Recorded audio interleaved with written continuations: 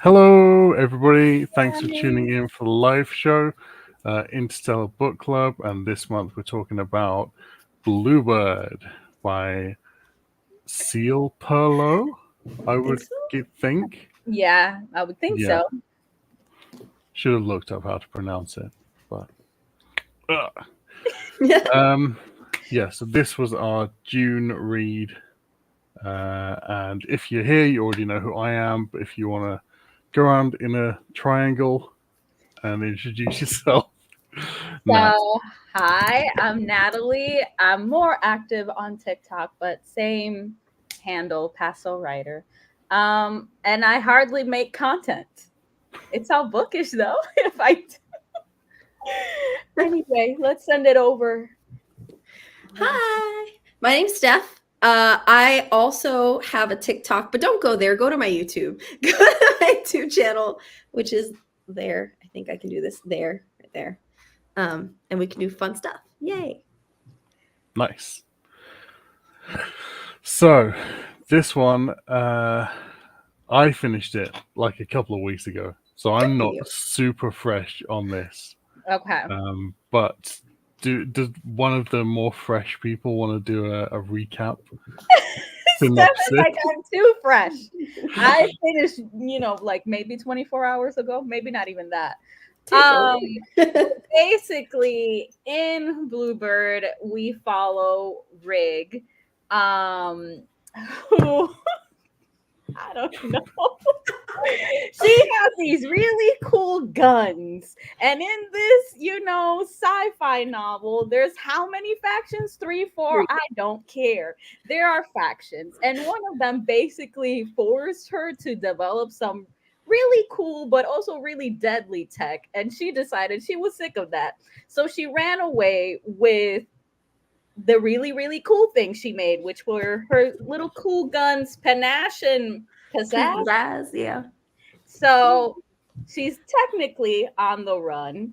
And at some point, she finds out that her sister basically has been kidnapped because they're really, really, really, really trying to get that tech that she has. And so she's like, I must save my sister, but I'm going to take 430 pages to do it. Let's go. That's accurate. Yes. She meets an assassin along the way. They team up.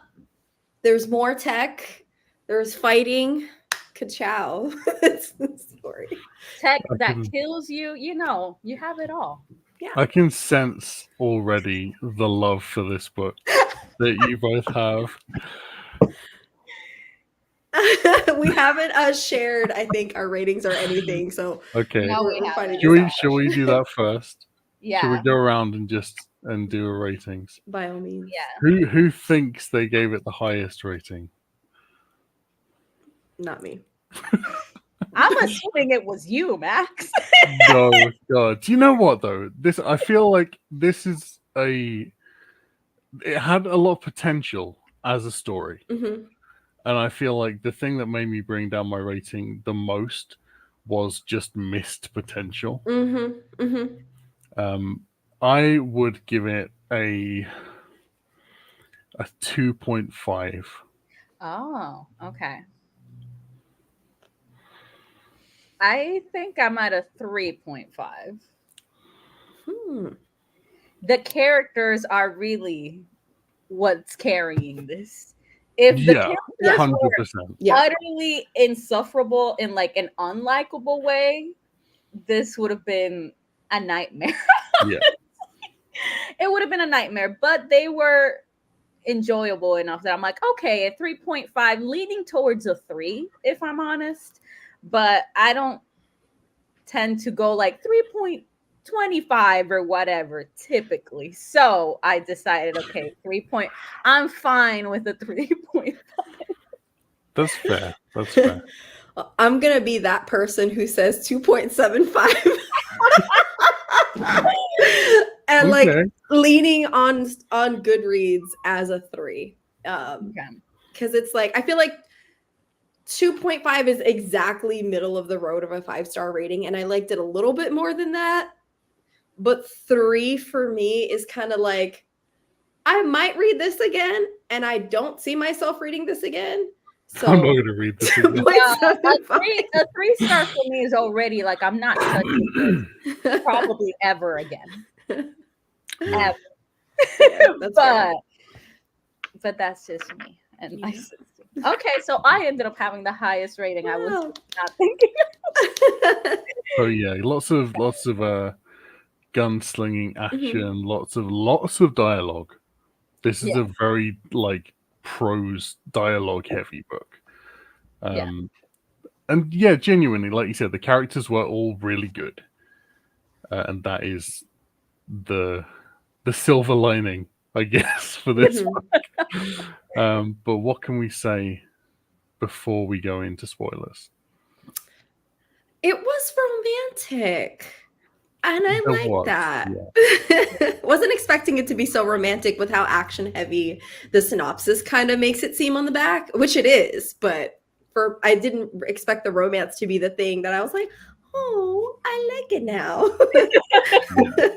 And it did have one of those romance tropes that I really feel like I've been missing in a lot of stuff, which is like going into a book and there already being a very healthy, established relationship and having romance within that, rather than it being a story about how two people fall in love. It's like, here are two people, man, they are already so in love, and this is all the romantic stuff they do. See, as the person who tends to read a lot of romance, that's like one of my least favorite. But it's so rare, though. It's rare. Like, first of all, it is rare. But second of all, I don't like it.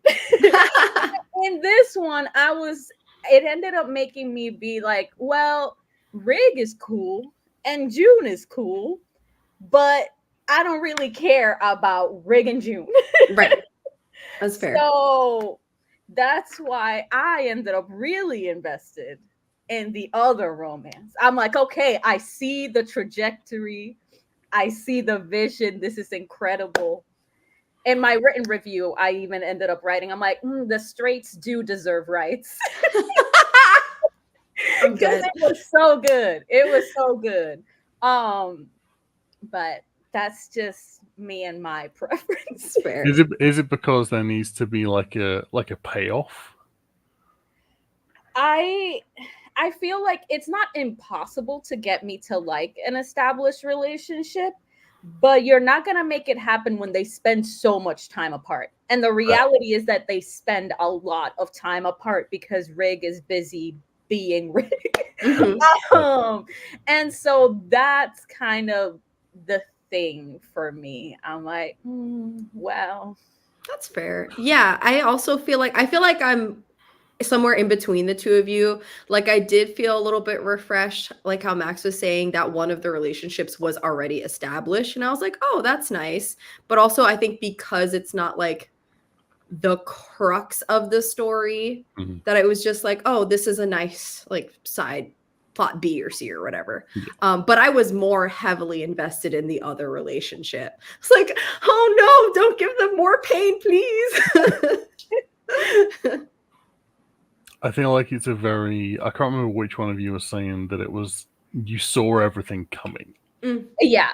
I think you're totally right with that. I think this was every like big twist that happened was absolutely not a big twist.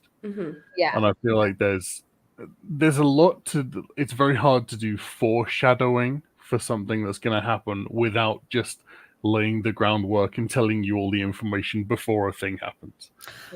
Can I add to that? Okay, so in that same vein of thought, for me, this somehow felt like I was reading a sequel to another book that I hadn't read, just because of the way that certain things were framed. Like, for example, when we find out about a certain classification of assassins that one other character is, and I think the main character, someone goes, oh my gosh, they're one of these high-level assassins. Who would have seen that coming? And I was like, not me, because I don't know who that is. Like, what is that? And I felt like that happened on a couple different occasions where it's like the characters are making a big deal of this thing that's happening, but because I don't have any background context and I'm just learning it as they're saying it, so I'm like, oh, okay. I guess the stakes are high. What are we going to do with this? It almost felt to me, off the back of that, you're absolutely right.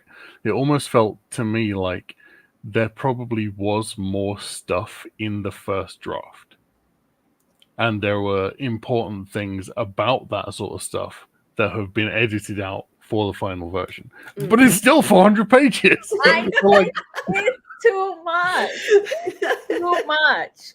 so like if they had all that stuff in, this is going to be like a Dune thickness book in which 5 things happen. Oh no. Oh no. And that for me was like the biggest thing. Like, I'm a character driven reader, so I can enjoy it. But to me, this felt like it wanted to have its cake and eat it too. And I'm like, you can't.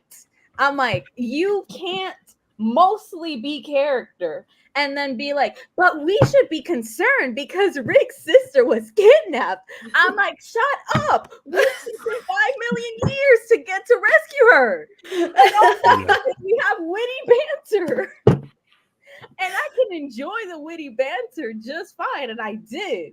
But I'm like, let's stop pretending. Then be like, wait, action. I'm like, no. No.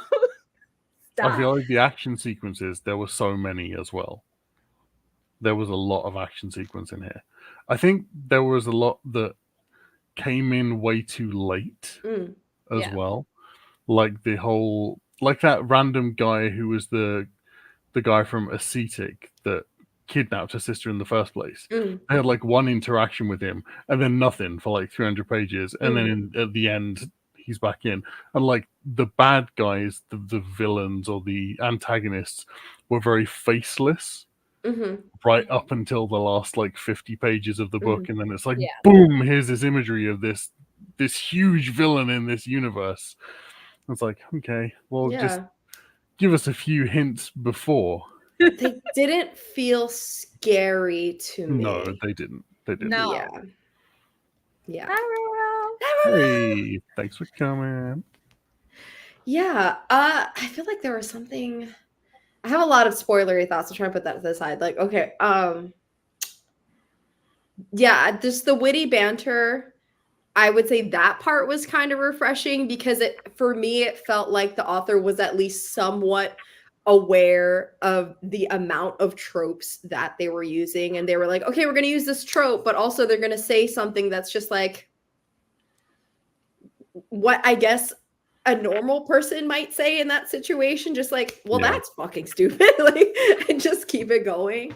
So there was like some sense of self-awareness there. But it could have still been 100 pages shorter. I have the feeling with this, in the same vein of that self-awareness while writing, that I suspect they probably had a really good proofreader for this.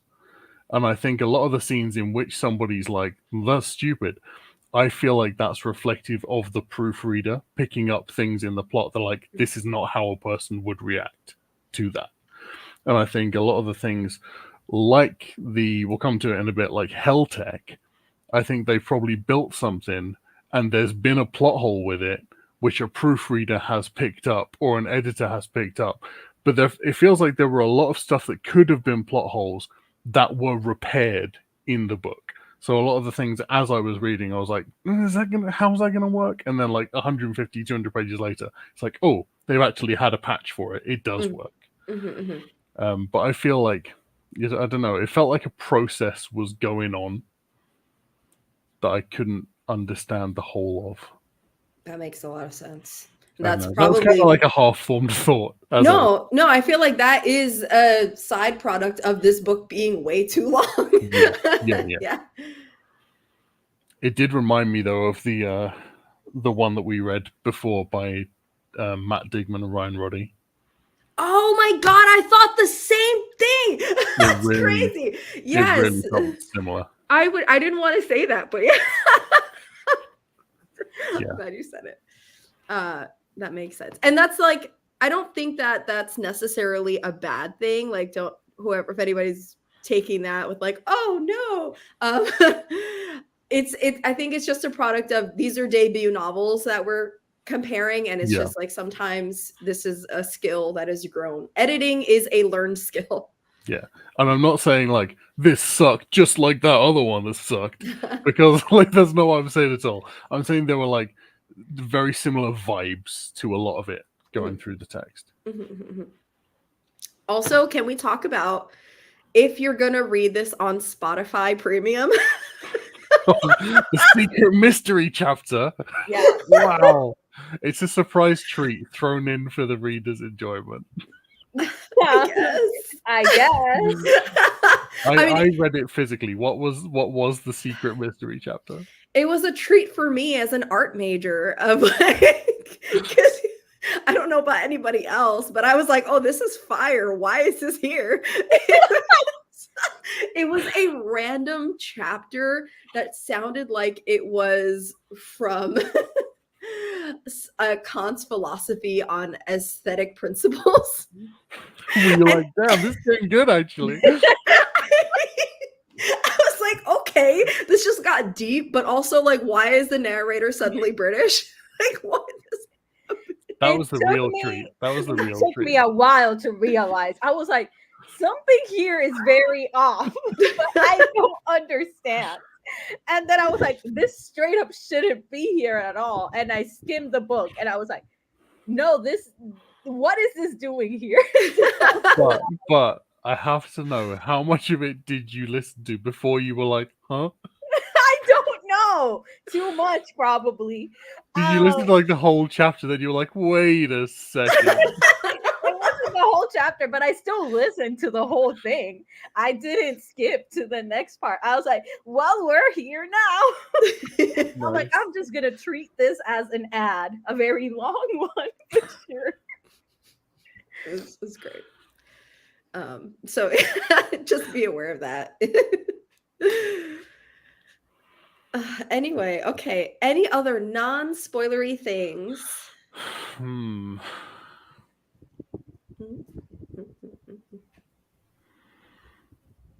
The action was great. I really like that. This person really knows how to write action.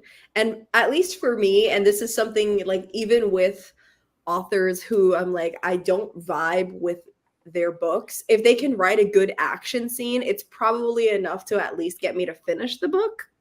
Yeah. So, you know.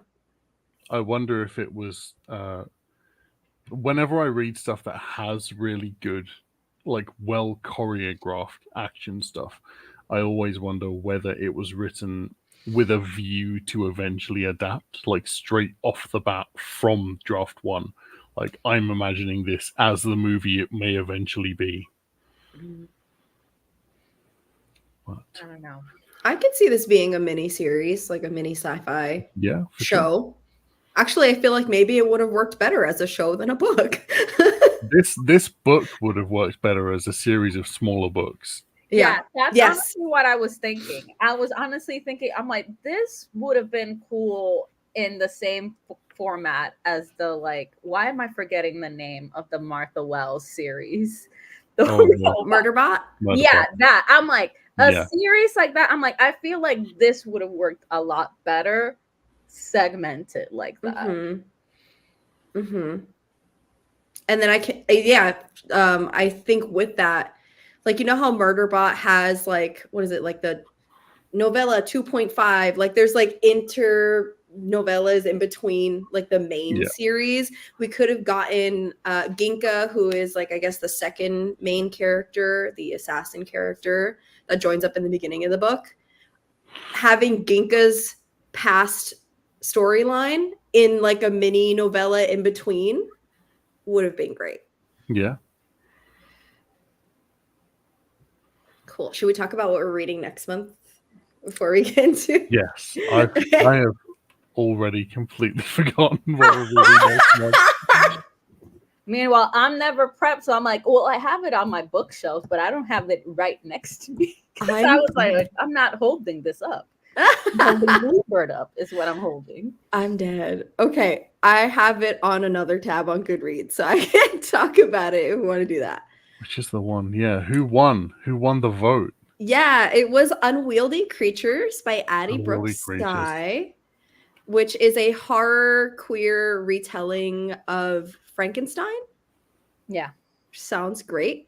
So it says Unwieldy Creatures, a biracial queer non-binary retelling of Mary Shelley's Frankenstein, follows the story of three beings who all navigate life from the margins. Plum, a queer biracial Chinese intern at one of the world's top embryology labs, who runs away from home to openly be with her girlfriend only to be left on her own. Dr. Frank, a queer biracial Indonesian scientist who compromises everything she claims to love in the name of science and ambition when she sets out to procreate without sperm or egg, and Dr. Frank's non-binary creation, painstakingly brought into the world due to complications at birth that result from a cruel twist of revenge, only to be abandoned. Plum struggles to determine the limits of her own ambition when Dr. Frank offers a chance to assist her with her next project. How far will Plum go in the name of scientific advancement, and what is she willing to risk? Interesting. It's kind And of then right after that, Scylla's thesis is what we're reading. yes, because Scylla used this as a main source and the entire thesis. It has a relatively good rating. It has a 3.8 on line. So yeah, that's Okay. what we're reading. So join us if you're only here for non-spoilery things. Yes. Yeah. This is going to be the spoiler line now. Yeah. So after this, we can talk about the content with a capital C. But yeah, so if you haven't read this book and you want to read this book and you don't want us to spoil it, go away. Go away. Just get out. Get out. We Get love off you. my Thanks for screen. coming. Bye. Bye. Okay. We've crossed the line. Who wants to go first? Gone? Okay. Who's going first? Okay. So I know. The stress, no. So I know as we were reading this that Steph, your brain's gonna have been trying to piece together Hell Tech, Mm-hmm. right? Just like with the Becky Chambers stuff, how we were trying to process together like the fuel and stuff they were using, like how does that work? What's kind of, because I mean, based on the book club discussions we've had in the past, we both like to understand the science. Yes. Yeah. And I feel like there just wasn't enough No. explanation of things like that. Like, okay, they'll drop words and they're like, oh, we're using hard light. Like, yes. I'm like, what the fuck is hard light? Come on. Give me like a chapter where you're giving us some background about like these amazing discoveries and the development of tech and how it is impacting this society. Mm-hmm. And they're like, no, don't worry about it. It's hard light.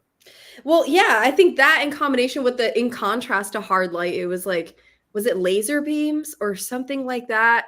That was a little bit different. And I was like, wouldn't that, I guess, be classified the closest thing to hard light or whatever? But the fact that it needed the blood source to be able to activate, I'm trying to think like, okay, is it using kinetic energy from the person's body to be able to charge? Like, what does that have to do with blood? Like, would that be connected to their nerves? Like, give me something. And we got nothing. Yay. So, but this was hard light that for some reason gave off a mysterious toxic gas. Questions. Right. That can only be absorbed by blood. Which wouldn't that make it a liquid? Because if no, it's in your bloodstream, isn't that going to lead to like a bubble or something? I don't know. Yeah, yeah, I feel like that wasn't thought out. Okay, but with that in mind, like the gas, and this is me jumping into stuff I don't care about at all. Because I was like, hard light, sure. Okay, the Hell Tech attaches to the blood, cool. Let's keep it going. Sure. I'm thinking more like, well, when you have medication that like you aspire, like you breathe it in, it still makes it to your bloodstream. It just, I don't know how. I'm not a doctor or anything of that, but I'm like, it still makes it to some places, but Right. Well, I think know. that's the difference, right? Like if it was something that was attached to their lungs, because then it would have a place to process before it enters the bloodstream, but it seemed like it was directly connected to Ginka's arm. So it was somehow the gas was being injected into her like arterial system Yeah. and then going in being processed, which is like, okay, you're injecting gas into your veins. That would lead to a hemorrhage. But you know, we just, with a cool name like Helltech, it all that matters is it kills you if you don't take magical drugs. Yeah. So there we go. This was one of the things where I was talking about. It felt like a plot hole being repaired because it was saying about there were a lot of plot holes with Helltech about why it shouldn't work or why there should be a much simpler way to deal with it. And then there was that reveal where like, yes, there are simpler ways to deal with it, but it's about control. Yeah. And I feel like that to me felt like a plot hole repair. Yeah. Yeah, and I think what's more important from that whole section anyway, which I feel like the book was trying to focus on, is that it's not really about how the science works. It's like you said, it's about the control. It's about the frivolous use of bodies, of lives, of being able to like just maintain a sense of power over a certain group of people. And that's the core of the story anyway.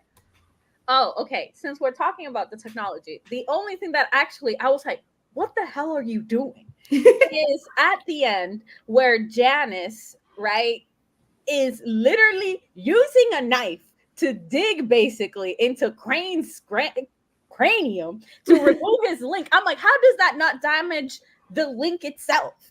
I'm like, what do you mean you're just gonna use a neat little knife and dig into that shit and then put it onto yourself? I'm like, no.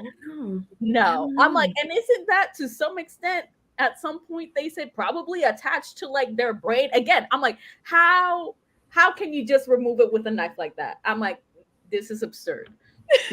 Yeah, I think like if it was like the Matrix where they had a plug and everybody had a plug and they could just pull the plug out and put it in somebody else, like, okay, fine. But like you said, it would have been like specifically surgically attached. So you can just like, it's not a sticker. You just can't go bop. I mean, and like, obviously it can be removed without harming them because that's part of the whole point. Like Janice doesn't have it and he's still perfectly alive.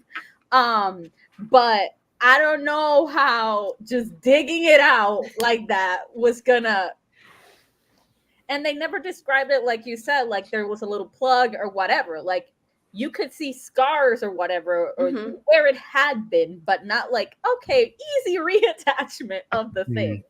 Yeah. So that was the one thing I was like, what are you talking about? So many questions. With that as well, with Janice being that sort of like double agent that turned out to be a triple agent and was actually working for the originals all along. Ooh, nobody saw that coming. Nobody saw that, right? But I feel like if they really had screwed his life that bad, why would you not just defect? Yeah. Like you're in a war with there's 3 factions. Why not just go to another faction that will happily receive you and all of the secrets that you have? Yes. Yeah. For protection, in exchange for protection. Yes, I agree. Like I feel like it worked, and I guess we'll get to talking about Rig's sister at a later point. But like it's, for me, it made sense why Rig's sister, even though was rescued by Rig, also was just like, this isn't what I wanted for myself, and had like, even though they were maybe selfish motivations or just whatever the case was, like, you know, I was happy with the life I was living, even if I knew that morally it was wrong. But versus his situation, it's like he has every reason to go. There's nothing holding him here. So why I guess maybe because we needed a double cross. I don't know. Everything about the climax was just cheesy to me. Like Yeah. I think I saw Natalie had put this in after I had typed it in, and I saw Natalie said it previously. Like, I just wanted them to go in swinging, like just a fight. Why do we have to have this whole expose and then eventually she comes up under the Umbra's chin and just like bang, and like, why couldn't that happen 20 pages before? I understood some of it, like to some extent, where it was like where the others hadn't quite reached where they needed to be, right? They weren't quite in position. I'm like, okay, we're waiting for that. But once we're in position, shoot that man in the head. What are we waiting for? What are we waiting for? Dude, literally, and they describe perfectly, like she had it set it up perfectly for his forehead. I'm like, okay, you have it in size, boom, dead. No. With that as well, with the really unsatisfying conclusion, there was part of my brain that I was reading this and I was like, why is this not a fantasy book? Why haven't you written this as a fantasy book rather than a sci-fi? Because getting to like the chamber of the last guy, king, emperor, whatever, of one of these huge factions, and his big secret weapon is a massive axe. Yeah. You know, like, considering the setting you're putting this book in, how is that ever going to be anything other than underwhelming? Yeah. So without giving spoilers too much for another book, as I was reading the conclusion, I was thinking to myself, this is unsatisfying because they're taking down this like megalomaniac emperor guy, and then there's no repercussions from that we get to see for anyone else other than our characters kind of like escaping and then being able to make peace with all the choices that they've made. And the other book I was comparing this to was oh my god, Natalie, what's the book that we have to read the second one for and we keep putting it off? Okay, A Memory Called Empire. A Memory Called Empire. Thinking about that. When you started talking, I'm like, she's thinking about A Memory. Yes. And what I appreciated about that book, again, without giving away spoilers, is that when someone of power is confronted, there's always someone else waiting to take their spot. It's a chain of command. It's never usually just one person. There are other people with power who are supporting having that person in power or pulling other kinds of strings in which they benefit from having that person in power. And once they fall, there's always someone to take their place. And we don't get that from this. And that was kind of frustrating for me. Yeah, especially when they set it up as like Lord Umbra is just... And Rig herself says it like plain as day. She's like, that's just someone holding a title. Like, he's not actually immortal. It's just some guy that then they replace with another some guy. And then another some guy. And probably they're not even related to the original person who was originally in that position. So it is kind of like, okay, so you killed one of them. But now what? Right, it's a legacy role. So when are we going to actually like handle the real issue, which is the entire infrastructure of this empire? So I don't know if there's going to be a second book or if there's any plan for that, but that was the thing that was missing for me from the ending. Yeah, for sure. I don't think there will be a sequel or a follow-up for this one. It doesn't feel like it. But one of the other things that in my head was like, oh, this is in the wrong genre, is because it uses that trope, which was like in the 60s and 70s. Yeah, it's a new trope coming in. It's great because we're breaking that like humans conquering the universe kind of thing that had come before. But now there's that persistent humans are a disease. Humans are bad. Humans are the scourge. But it's just in everything. It's such a common, pervasive thing in fantasy, especially. Like, the magic is dying because humans are here. Like, every other race is going extinct because humans are here. And I think seeing it in sci-fi as well, I'm just like, it just makes me feel tired. I'm just like, do something new. Like, we know we suck. You know, you don't need to don't need to put it in the books as well. We know we suck. Well, that's where I was hoping this was going, because it had 3 factions where it's like, okay, maybe one of the factions is human, but the other ones are not, and there's still parallels as to why everybody kinds of sucks, because everybody's vying for power, right? And I don't know that we necessarily got enough of that. Should we talk about something we do like? Yes, tell me something you really like. I feel like we're bashing this for the past 34 minutes, but we didn't not like it. So let's talk about some good bad. things. It wasn't bad. Okay. Can we talk about Ginka? Ginka, first of all, Ginka is everything to me. Yes. Ginka is everything to me. She's incredible. She's amazing. I adore her. I adore her and her like emotionally inept stuff. It's like, and I also feel like she's the most interesting character of the like main characters we follow here, because again, Rig is cool, but at the end of the day, I actually don't feel like she's wrestling that deeply with something, while Ginka is literally like, well, I was basically raised in a cult, but also I'm starting to kind of like you, and those two things do not agree with each other. And so she has to slowly work through that, and she doesn't necessarily at the end it's like, okay, I resolved everything, but she did have to, throughout basically the whole thing, actually consider that, because Rig's mere existence was in conflict with everything she was raised to believe. And she was already radical for her people, because she was never supposed to get married to Crane nor take on a name, because she named herself Ginka. But there was still a lot more that she needed to learn, I guess. And I personally loved that. I was like, let's go. Yeah. I love her. When she came in the first, I think the first 1 or 2 chapters, and she came in like a badass. I was like, yeah, let's go. Yeah. Like, I think she like stomped on somebody's head or like crushed somebody's head, and then looked at Rig as like, what are you waiting for? Why are we still here? She's amazing. She's incredible. I'm like, yes, Ginka forever.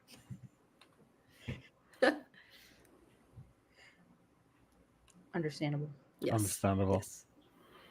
5 and stars. I can respect that. I can respect that, and I totally understand why. I also saw a lot of people online, which is part of why I was like, drop this in the chat. I was like, oh, this sounds really fun.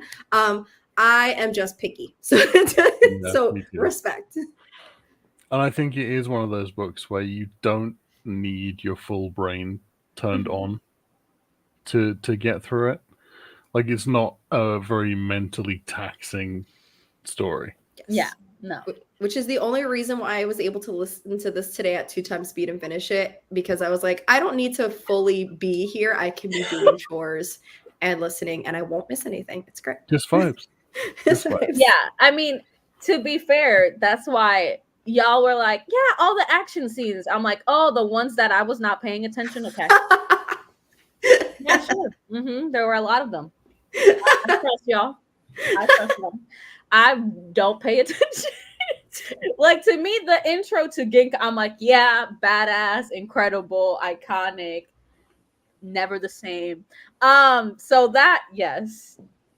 The end one, just because I was frustrated, and I was like, shoot him in the face. Anything in between, I was like, yeah. That's happening. So that's fair. Yes. Yeah. I do wish there had been a bit more explanation of, or like exploration of, the factionless people.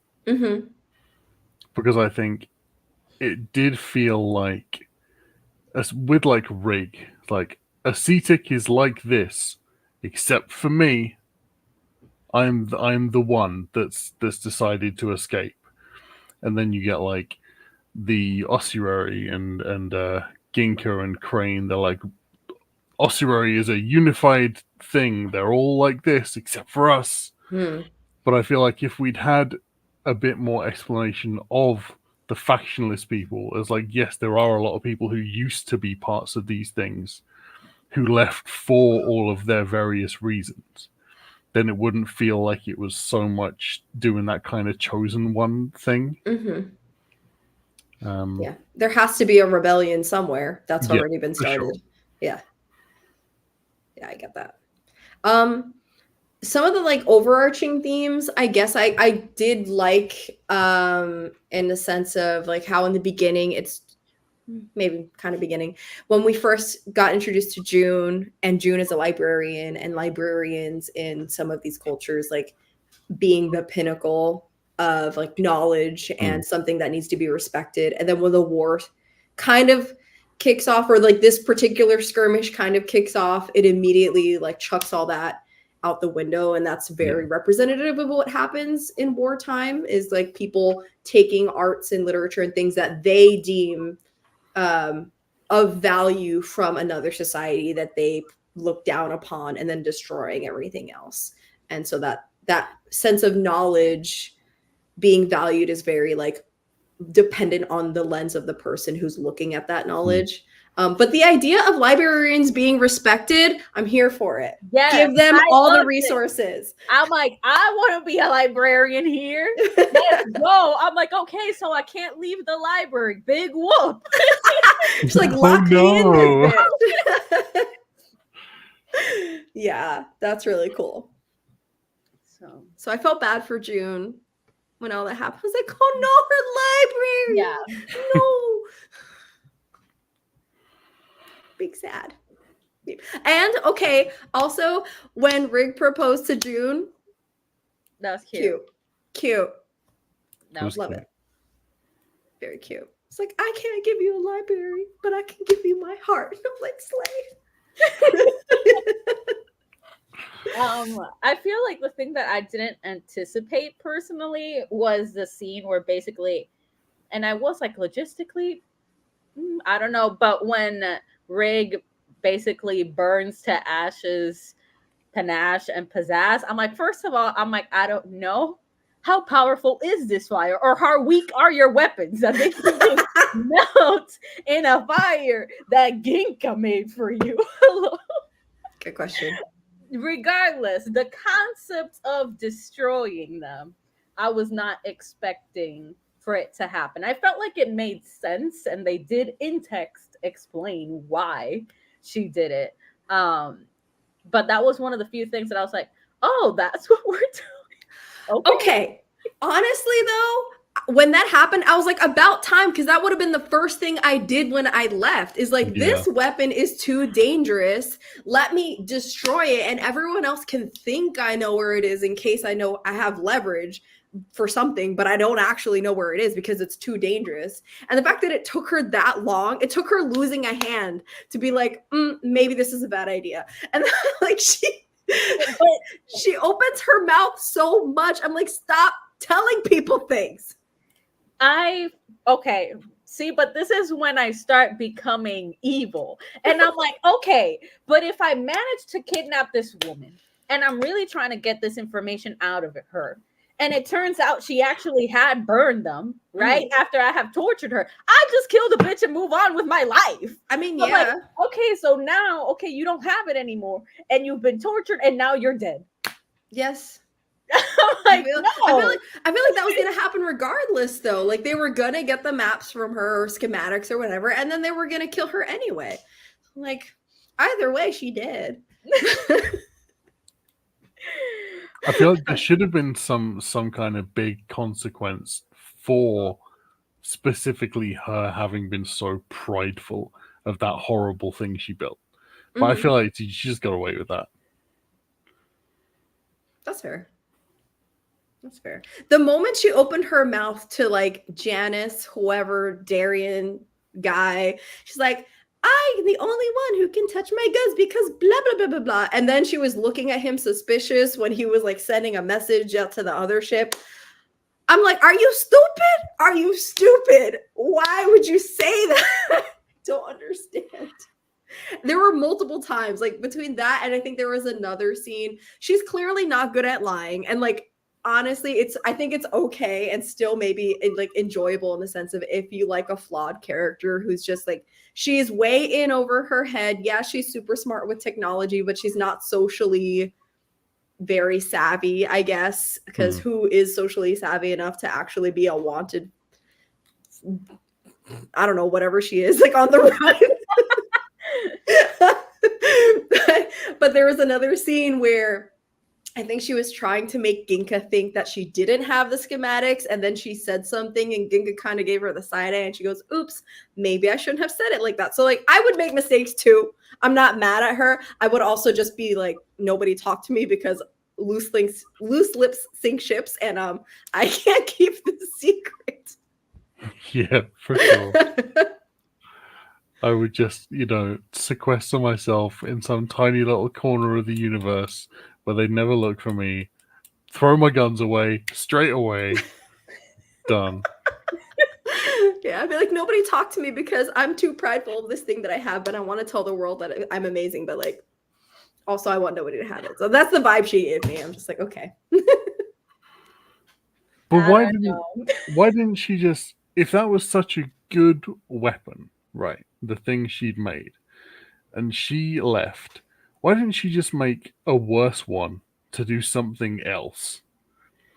Like, if she really wanted to, I feel like it very much implied that she had the tech savvy to build something to bring down a huge amount of people. So what do you mean by make a worse one though? But like, if she's say she was doing something that was, because her one killed her own species. Yeah. Didn't it? Was it the blue skinned? I can't remember what the aliens were, but it specifically targeted them. But just leave and make a human one.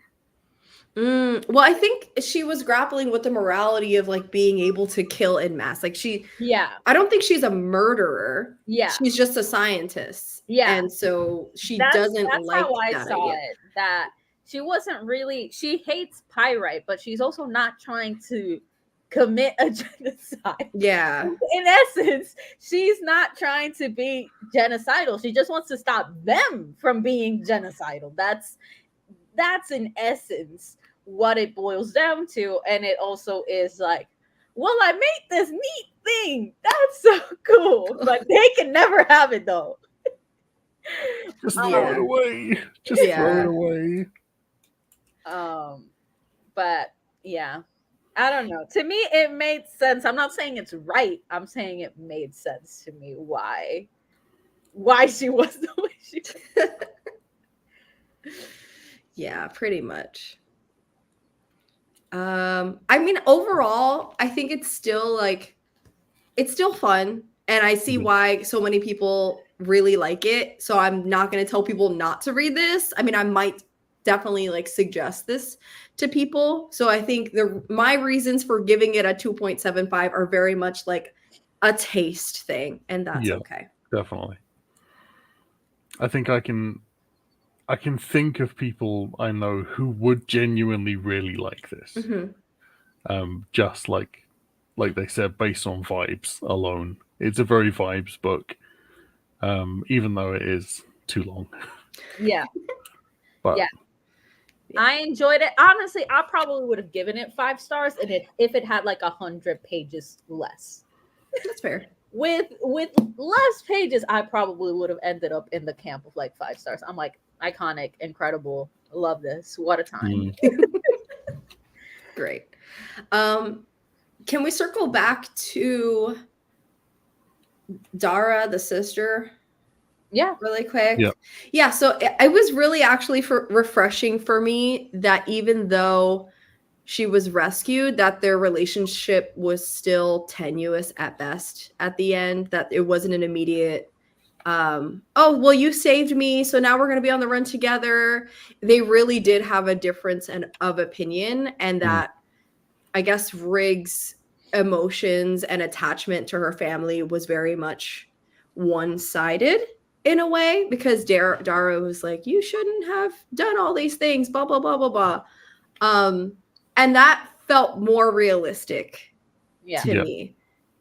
When you have like these family members that might have completely opposing experiences and views, and one of them thinks that they are morally doing what is right because family, and the other one is like, my priorities are different. So I really like that, at least. Yeah, I think it's another theme within that. I think that the book was trying to put forward was, rather than going after a person, I think she was very much going after the idea of this person that she had in her head, and the danger of constructing an image of somebody or holding on to an image of somebody when people change and you don't really know what's going on in their head until you have that dialogue that they had at the end. I think just assuming that everyone has the same viewpoint as you is stupid. Yeah. But which is why she shouldn't be the only one in this rebellion. There should be many, because lots of people are probably like, this is stupid, let's go. So yeah, I don't know. Anything else? I don't think I have anything else for this one.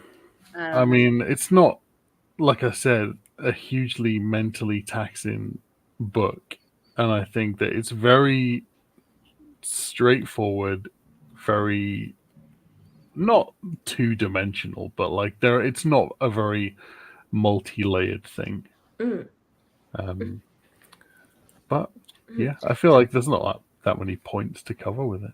Have we read anything from this publisher, Angry Robot, before? I don't think we have, on the channel at least. Okay. Because I'm like, I see why they picked this up, and it kind of makes me interested in what else they might have published. So I'm gonna be looking into that a little bit. Yeah. Oh, there's an epilogue. Did I listen to an epilogue? Ooh. Isn't the epilogue where she proposes? Oh yes, never mind. You're right. You are correct. Okay. So cool. Cool. I guess, is that it? I think so. Do we have a date for our next one yet? For our next live show? Our next live show, is that TBC? I think it's TBC. We usually shoot for the last weekend of the month. Primarily the last Sunday, but that's always tentative on everyone's schedule. So yeah. Nice. Yeah. So I think that's it. Unless anyone has other bits. Nope. That's it. Cool. Yay. So yeah, join us if you've read it. Go and tell us what you thought in the chat. Everybody else's channels will be linked below, as well as Tina's, who also has a great channel. Make sure you go check them out. So Tina. And join the Interstellar Book Club. Woo! Woo! I'll see you in a month's time for the next one, Unwieldy Creatures by Addie Brookside. Oh, Rose asking next book. Unwieldy Creatures, like Max just said, by Addie Brookside. Yep. Yes. We'll post that in the Discord. Yeah. Just with an announcement.